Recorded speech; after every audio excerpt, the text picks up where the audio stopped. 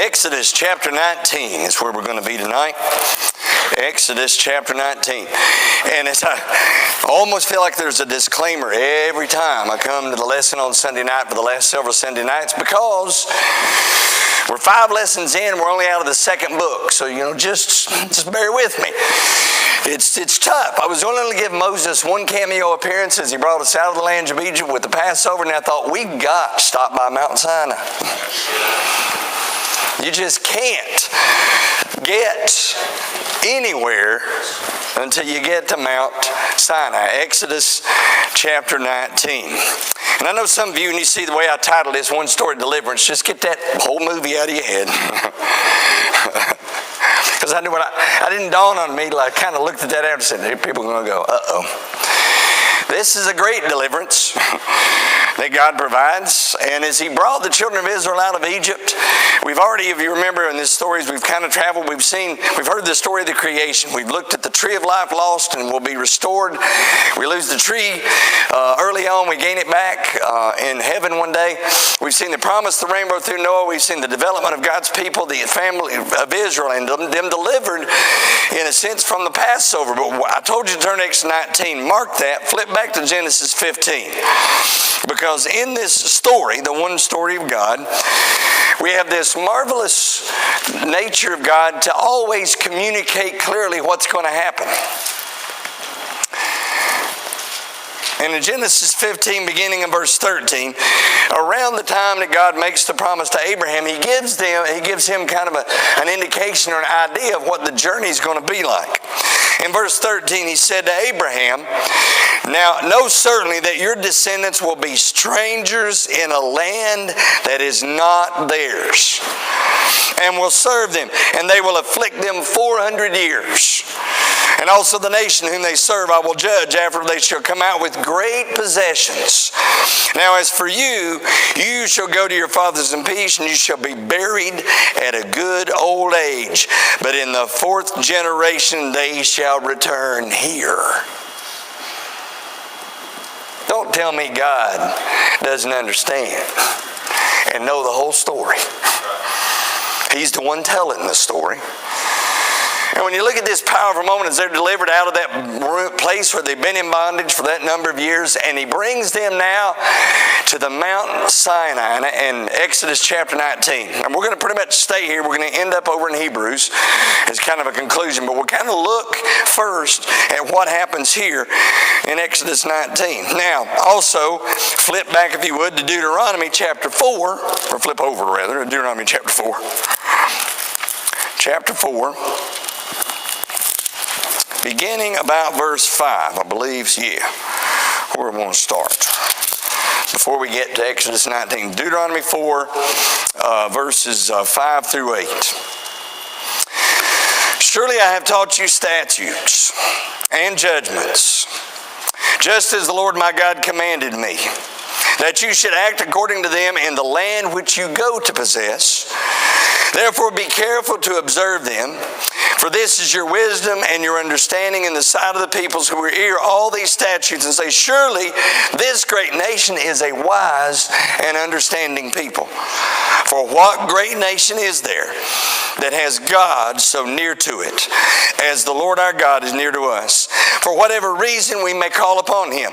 And what great nation is there that has such statutes and righteous judgments as are all this law which I set before you this day?" Now that's the retelling of what we're about to experience. There's no way we have time to go through the law. But what Moses says there in a kind of an after effect moment, after he's given the law to him for the second time, you're going to be recognized as a great and wise nation because of what God's going to teach you, what God's going to show you. So He takes them to the mountain of God.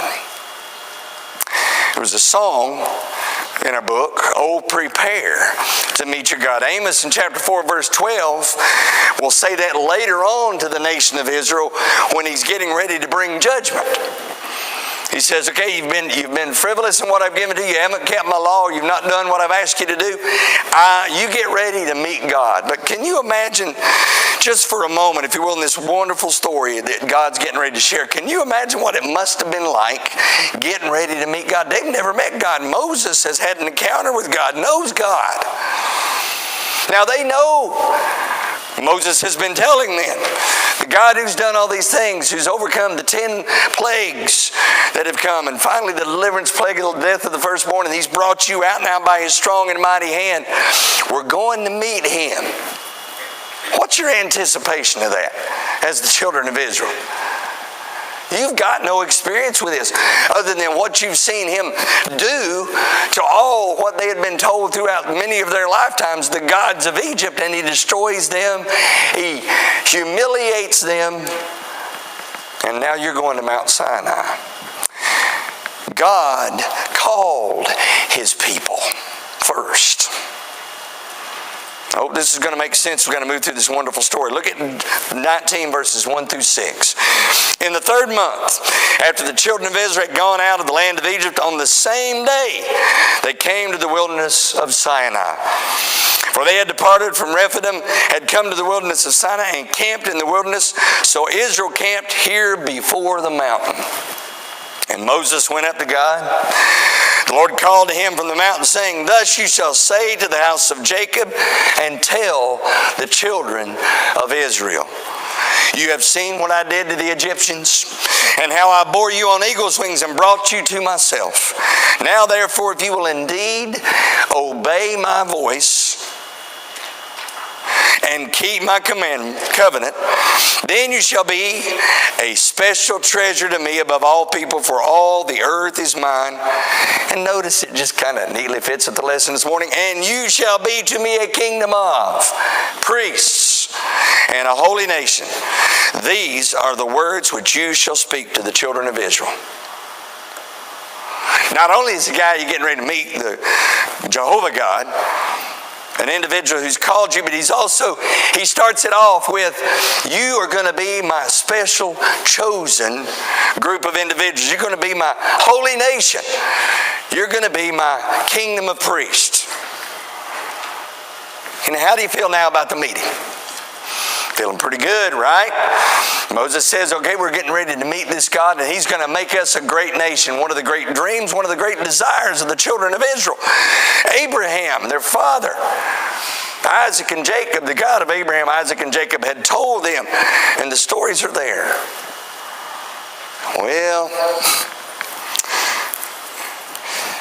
then God comes to his people. We'll skip down verse 16. I did this on purpose. But skip with me down to verse 16. Then it came to pass on the 3rd day. Now this is 2 days later. Interesting. I don't know that we need to make a great deal about that, but first day they get out of Egypt, on the 3rd day, God shows up. And here's what happens. Then it came to pass on the 3rd day. Now, I don't know that they've been fully, we kind of take for granted. We've seen the story in the reverse. This is the day we meet God. You wake up with anticipation, maybe with some caution. You wake up with, what's this going to be like? What are we supposed to do? How are we supposed to prepare ourselves? How do you get ready to meet God? It came to pass on the 3rd day in the morning that there were thunderings and lightnings, and a thick cloud on the mountain. And the sound of a trumpet was very loud, so that all the people who were in the camp trembled. Moses brought the people out of the camp to meet with God. And they stood at the foot of the mountain. Now Mount Sinai was completely in smoke, because the Lord descended upon it in fire. Thunder, lightning, smoke, fire. There's a storm on the mountain. The smoke descended like the smoke of a furnace, and the whole mountain quaked greatly. And when the blast of the trumpet sounded long and became louder and louder, Moses spoke, and God answered him by voice. Then the Lord came down upon Mount Sinai. Well, wait. You got thunder and lightning and smoke and fire and the mountain shaking, and God's not there yet. I just want you to there's no way. I wanted somehow to get some kind of Steven Spielberg big thing up here, a lot of noise, and just you can't recreate that kind of stuff. Our imagination and what that moment must have been like of God. When you introduce somebody, it reminds me, and I think in many ways, some of the greatest concerts you can imagine you've ever been to, there's all the hype, and even now, especially in the NBA, they just, they go out, they get the lights and everything going on, and you've got the noise and all the fandom going on.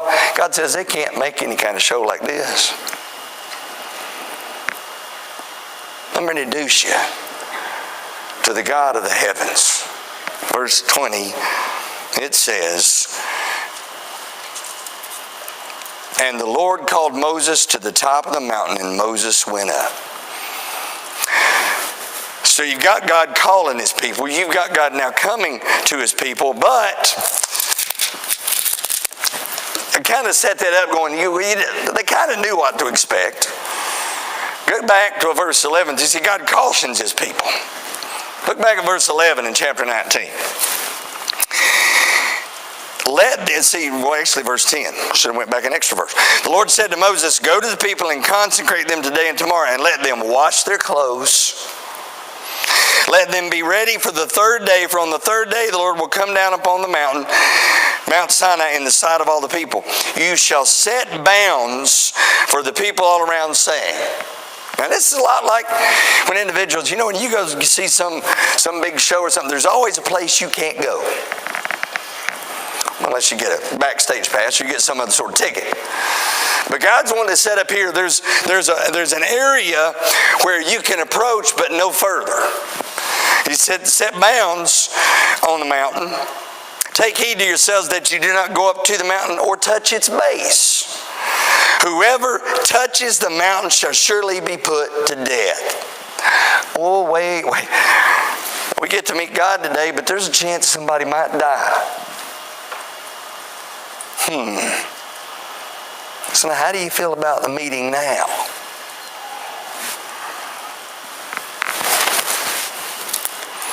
Not a hand shall touch him, that he should surely be stoned or shot by an arrow, whether man or beast. He shall not live. When the trumpet sounds long, they shall come near the mountain. Look further as well at verses 21 through 23. And the Lord said to Moses, go down and warn the people, lest they break through to gaze on the Lord. Many of them perish. And also let the priests that come near the Lord consecrate themselves, lest the Lord break out against them. But Moses said to the Lord, the people cannot come up to the mountain, for you warned us, saying, set bounds around the mountain and consecrate it.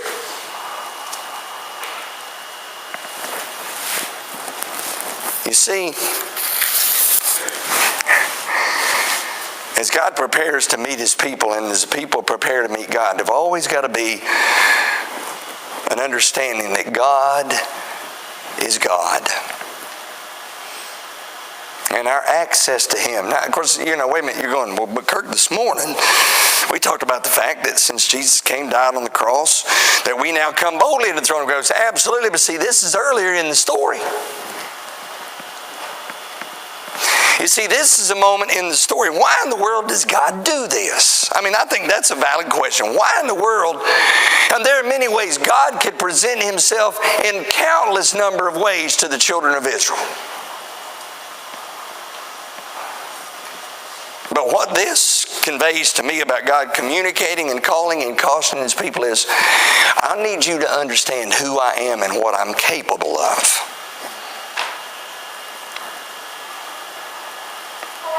And that because of the fact that I have delivered you, and because of this moment in time, you're going to listen to me because of who I am. Now when you come forward in the whole scheme of redemption and you look through the entire story, you come into it. God is love, but there is a moment in all of our lives, and I believe there's an even more necessary moment in our world for individuals to realize God is God and there is nobody else like him. That's right. And he is in absolute power, absolute control. He can do anything he so chooses.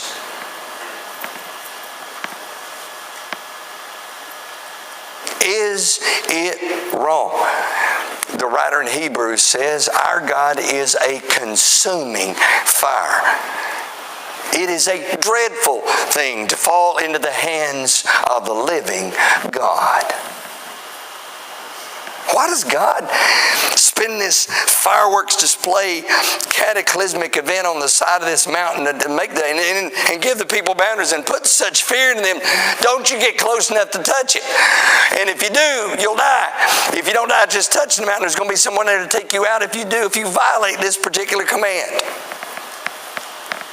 See, that's the side of God that we rarely hear about, we rarely consider. Look at Romans chapter 11. Romans chapter 11.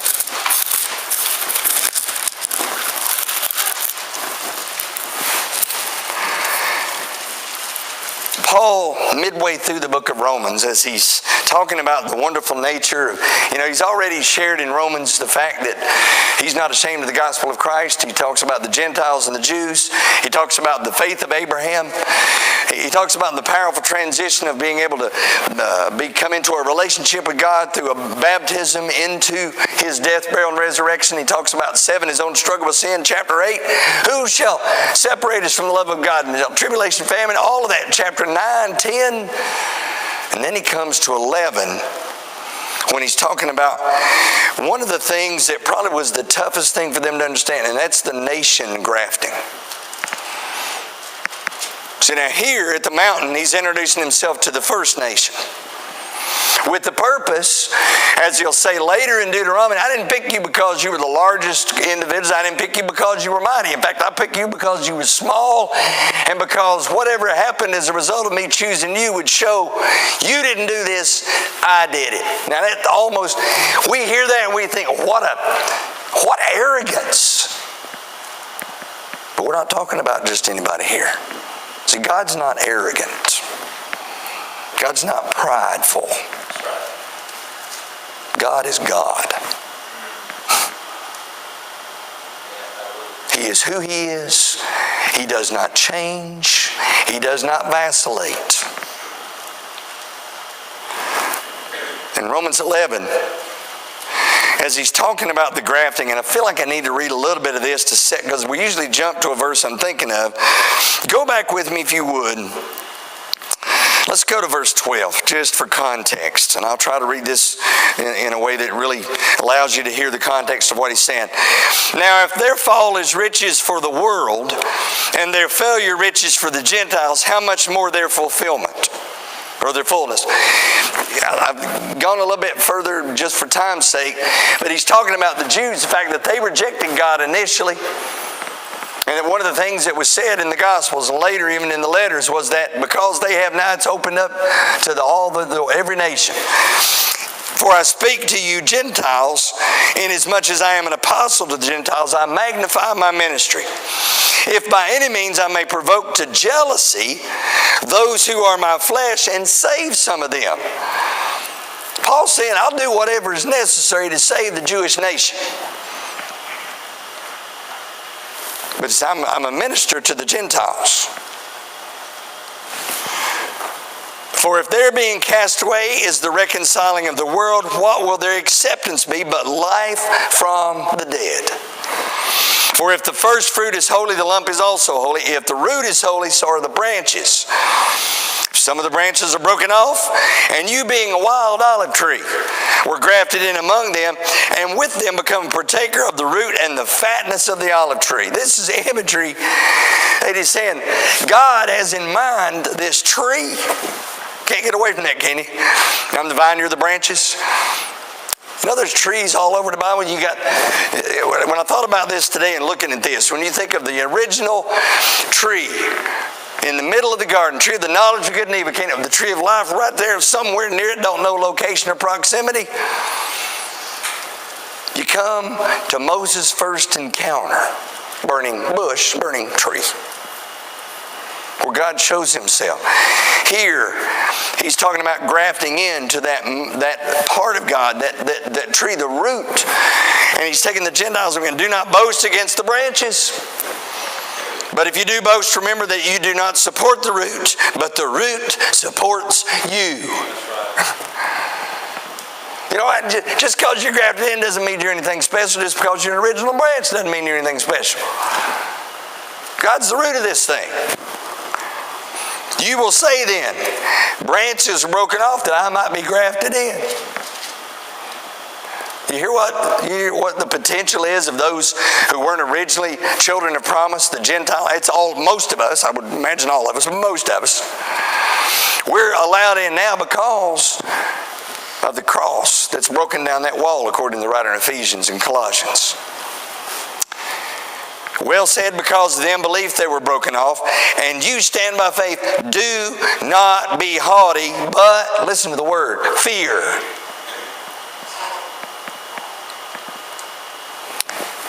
Please don't misunderstand me tonight. But it is time that we fear God again. Now I know some of you, but we serve a God of love and mercy, and yes we do.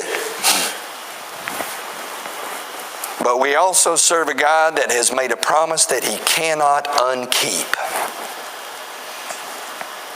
Because of His nature. Because of who He is.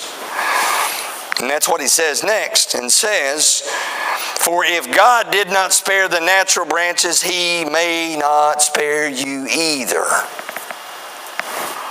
Therefore consider the goodness and the severity of God.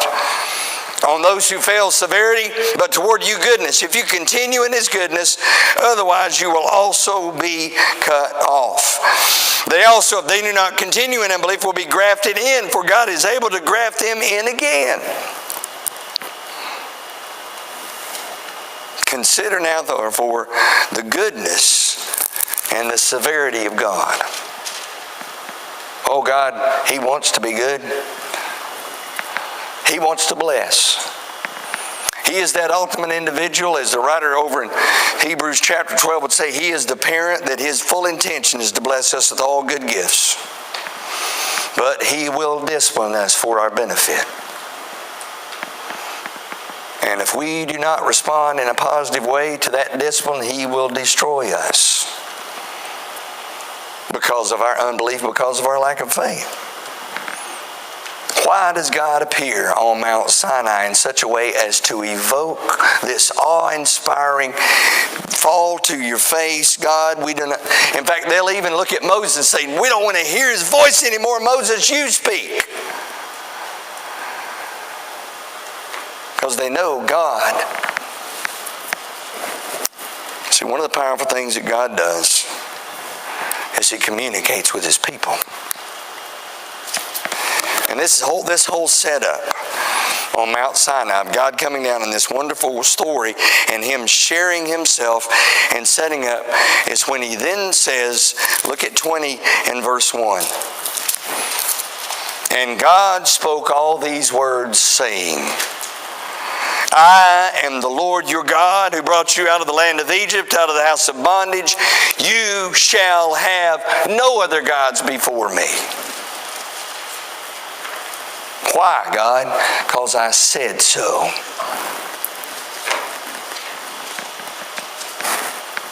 You shall not make for yourself a carved image, any likeness of anything that is in heaven above, or that is in the earth beneath, that is in the water under the earth. You shall not bow down to them, nor serve them.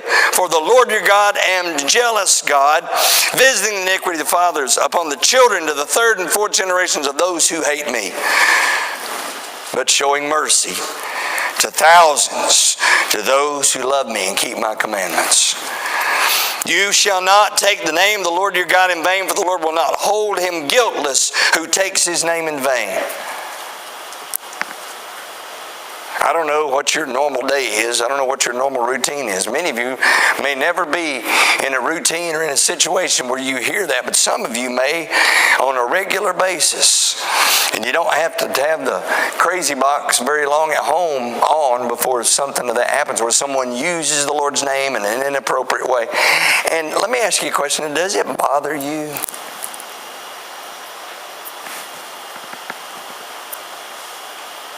Second thing God says after saying, there are no other gods, don't even think about serving someone else.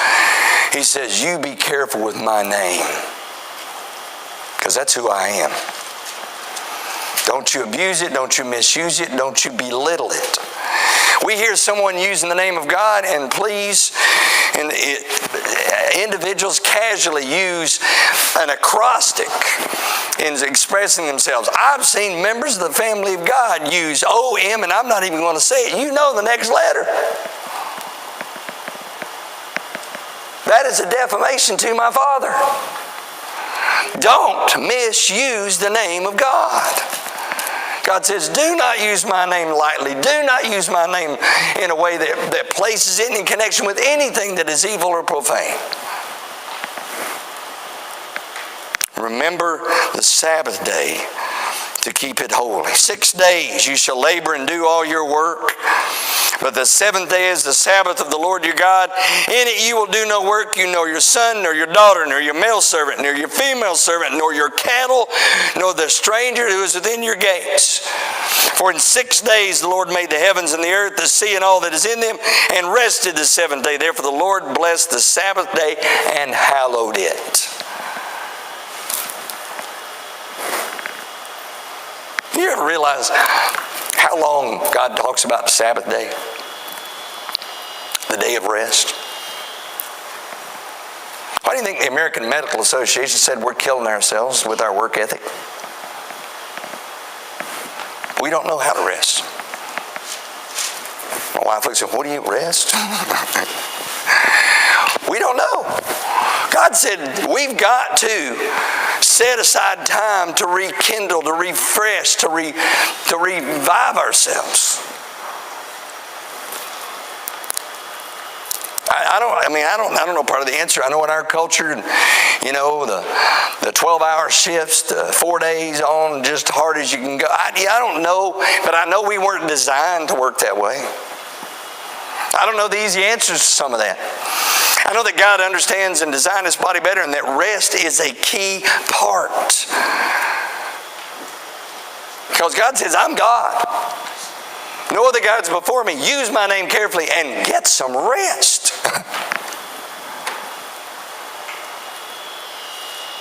Notice the next one.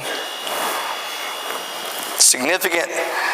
Teach, honor your father and your mother, that your days may be long upon the land which the Lord your God is giving you. You respect, you honor your mother and father. You know what that does when we respect and honor our mother? We respect other individuals in our lives. We respect the individuals that are in authority. We're taught by our mothers and our fathers that this is a crucial part of who we are, and that we live our lives in a respectful way. Is that a lost art in our society?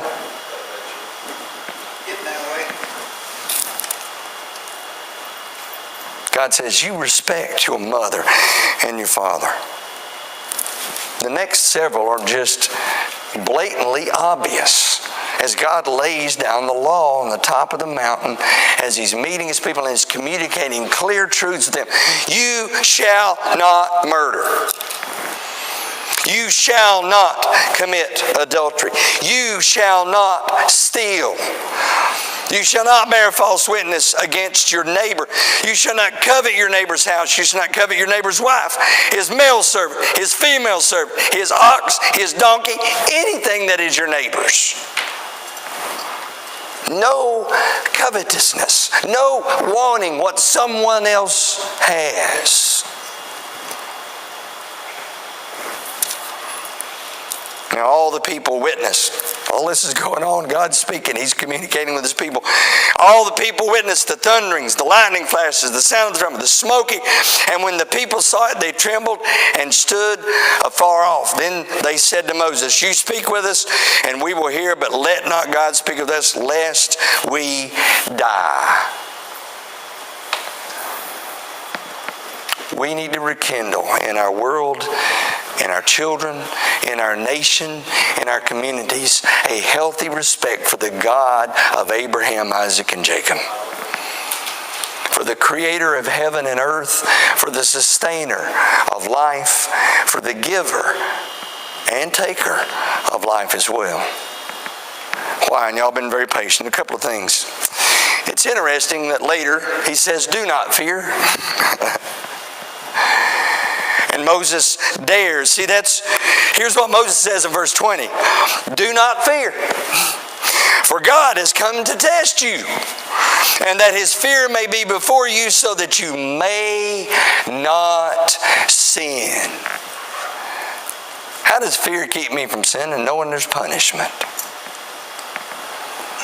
How does fear keep me in my right place, knowing that there's a God who knows better than me?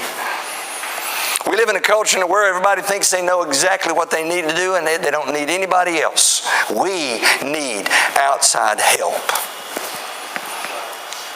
And we need a God who's confident enough to stand before us and say, I'm your God, I made you, and I can make others just like you. I am going to provide for you. Exodus 24, verses 6 through 8.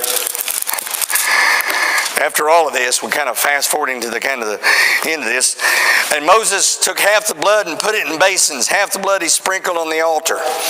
He took the book of the covenant and read in the hearing of the people, and they said, all that the Lord has said we will do, and be obedient. And Moses took the blood, sprinkled it in the people, and said, this is the blood of the covenant which the Lord has made with you according to all these words. Flip over to Hebrews chapter 12. Hebrews chapter 12. You see the one story over in chapter 12, beginning in verse 18. The writer of Hebrews kind of reflects back to this moment in time when Moses has taken them to the mountain. They've met the Lord. He's laid down the law, so to speak, and they said, all right, we hear it now, Moses. You've shared it with us again. We'll do his word. Look at chapter 12, verse 18. For you've not come to the mountain that may be touched, and that burned with fire may not be, and to blackness and darkness and tempest, and the sound of a trumpet and the voice of words, so that those who heard it begged that the word should not be spoken to them anymore. For they could not endure what was commanded. So much as a beast touches the mountain shall be stoned or shot with an arrow.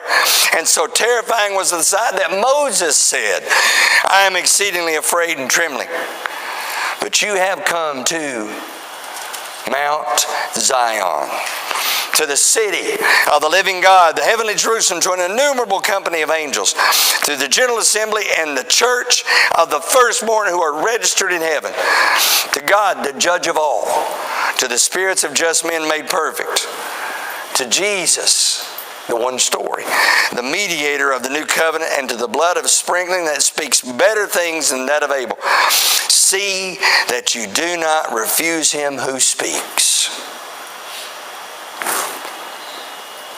Much more shall we not escape if we turn away from him who speaks from heaven, whose voice then shook the earth, but now he has promised, saying, yet once more, I shake not only the earth, but also heaven. Now this yet once more indicates the removal of those things that are being shaken as of things that are made, that the things which cannot be shaken may remain. Therefore, since we are receiving a kingdom, I love what he says here. Okay, if we're going to be in a situation where when stuff shakes, it's all going to go away. I want to be somewhere that when it's shaking, it won't move. He said, get in here. A kingdom which cannot be shaken. Let us have grace by which we may serve God acceptably with reverence and godly fear. What did God say on top of the mountain? I am the God who delivered you, and I'll deliver you if you'll just listen to me. Once more, there's going to be a great shaking, so to speak. It won't be just Mount Sinai. It'll be everything surrounding Mount Sinai and beyond. We're told that the whole earth itself will be shaken and destroyed. Later in that same text, what manners of persons ought we to be, knowing this? Living sober, righteous, godly in this present age, in the kingdom which shall not be shaken. The story is about God coming and meeting his people. See, that's what we started in Eden. He wanted to have a relationship. He starts here on Mount Sinai. I want to have a relationship with you, and that relationship is based on you obeying me, trusting me. You're going to find out something as we go forward in this one story. He doesn't change. Are you prepared to meet God. And I don't know. We can know. That's the marvel of the story. The writer in Hebrews says there's a place where it's safe to meet God. In the kingdom of God. See, that's the place where he said, remember the promise? I'm going to make you a holy nation and a kingdom of priests. If we're in that nation, if we're a member of his priesthood, we are in a place that when God comes, we'll be glad to see him. And he'll be glad to see us. And it will be a great day. Can we serve you in any way tonight? To help you be in that kingdom, penitent faith, confession of Jesus Lord, and baptism that translates you into the kingdom of his Son out of darkness. Any other thing like was shared, Elliot came and shared prayer requests and a praise moment this morning. Any way that we can be of service to you, that's why we have this song.